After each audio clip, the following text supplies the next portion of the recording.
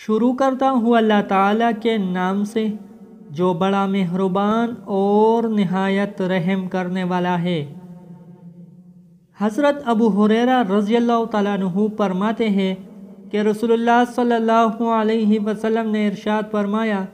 مجھے سبحان اللہ والحمد للہ ولا الہ الا اللہ واللہ اکبر کہنا ہر اس چیز سے زیادہ محبوب ہے جس پر سورج طلوع ہوتا ہے، کیونکہ ان کا اجر و ثواب باقی رہے گا اور دنیا اپنے تمام ساز و سامان سمیت ختم ہو جائے گی۔ حضرت ام ہانی رضی اللہ تعالی عنہ فرماتی ہے کہ میں نے عرض کیا، یا رسول اللہ صلی اللہ علیہ وسلم میں بوڑھی ہو گئی ہوں اور میری ہڈیاں کمزور ہو گئی ہے،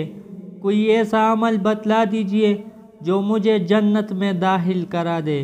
رسول اللہ صلی اللہ علیہ وسلم نے ارشاد فرمایا، واہ واہ، تم نے بہت اچھا سوال کیا، اور فرمایا کہ اللہ اکبر 100 مرتبہ پڑھا کرو، یہ تمہارے لیے ایسے 100 اونٹوں سے بہتر ہے جن کی گردن میں پٹا پڑا ہوا ہو، جول ڈلی ہوئی ہو اور مکہ میں ذبح کیے جائے۔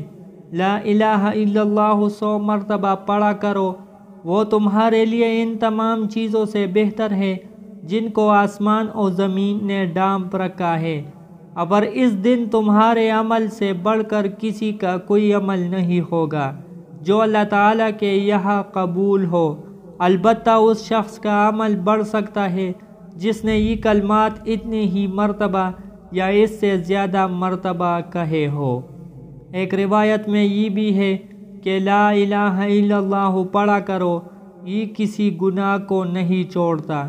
اور اس جیسا کوئی عمل نہیں۔ پیارے دوستو، اللہ تعالی ہم سب مسلمانوں کو ان حدیث مبارکہ پر عمل کرنے کی توفیق عطا فرما دے۔